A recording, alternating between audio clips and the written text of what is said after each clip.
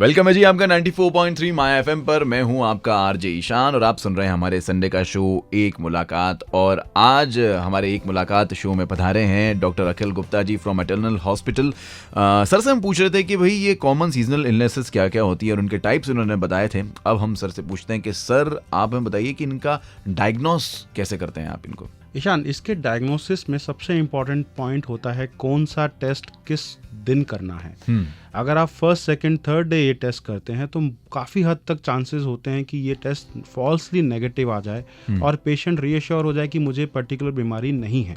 For example dengue, अगर आप day 1 day 2 पे डेंगू को टेस्ट करते हैं तो उसके बहुत चांसेस हैं कि वो नेगेटिव आ जाए। तो हमारे लिए तो सबसे इंपॉर्टेंट चीज़ होती है कि रोज टाइमिंग आप अपने डॉक्टर से ये पूछिए कि मुझे first day second day third day क्या ज़रूरी है वो टेस्ट करना। First day second day generally हम हमारे हॉस्पिटल जो इटर्नल हॉस्पिटल सांगानेर में हम सिर्फ सीबीसी और एलएफटी ये चेक करते हैं कि कोई कॉम्प्लिकेशंस तो नहीं आ रही है। और जनरली हम लोग ये जो पर्टिकुलर डायग्नोस्टिक टेस्ट हैं वो थोड़ा delay third fourth fifth day पर बेस्ड ऑन सिम्टम्स करते हैं ताकि डायग्नोसिस मिस नहीं हो। बिल्कुल, ये बेसिक जानकारी जो है वो लोगों को होनी चाहिए बिकॉज काफ़ी लोग जो है इस कॉन्फिडेंस में आ जाते हैं कि उनको कोई बीमारी है नहीं और बाद में जो है वो कॉम्प्लिकेशंस उनको झेलने पड़ते हैं। Miss diagnosis prawns you for complications, ये एक सबसे थंब रूल की तरह हमको लेना चाहिए। और जब तक डायग्नोसिस नहीं हो हमें उसको एक सिंपल वायरल बीमारी नहीं माननी चाहिए। बिल्कुल बिल्कुल सर, वापस आते ही हम जानेंगे कि कैसे जो है इन बीमारियों से बचा जा सकता है। पहले ही हम ऐसे कौन सी चीज़ें हम करके रखें हमारे पास ताकि ये बीमारी हम तक पहुंचे ही नहीं। लेकिन पूछेंगे ये सवाल सर से वापस आते ही। बने रहिए 94.3 माय एफएम पर। चलो अच्छा सुनते हैं।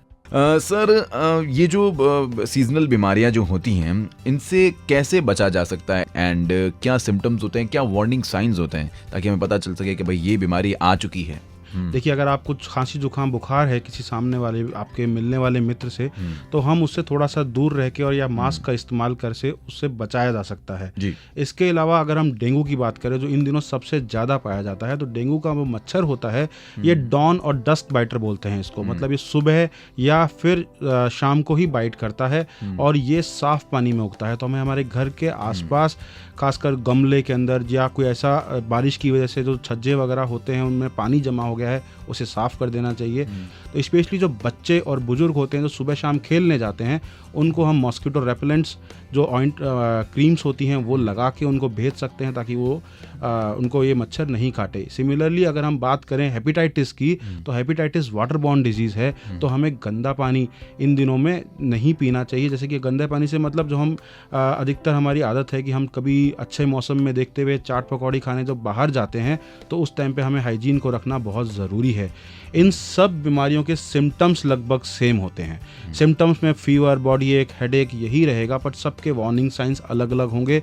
जैसे कि डेंगू के अंदर हम बात करें तो डेंगू के अंदर में बहुत, अगर आप देखेंगे रैपिड फॉल इन प्लेटलेट्स हो रहा है या rapid increase in haematocrit level होता है।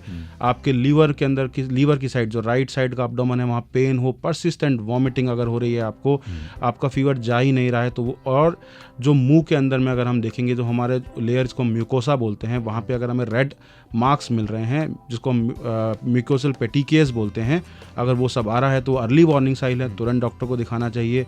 सिमिलरली अगर हमारे को यूरिन में बहुत ज़्यादा येलो यूरिन आ रहा है तो इसका मतलब हमें जॉन्डिस हो सकता है जो कि डेंगू या लेप्टोस्पायरा की कॉम्प्लिकेशन है, तो वो भी हमें को देखना चाहिए। और इसके अलावा बिल्कुल भूख नहीं लगना और बहुत ज़्यादा परसिस्टेंट पेन एब्डोमेन। वापस आते करेंगे सर से हम बातें। बन रही है 94.3 माय एफएम पर। चलो अच्छा सुनते हैं।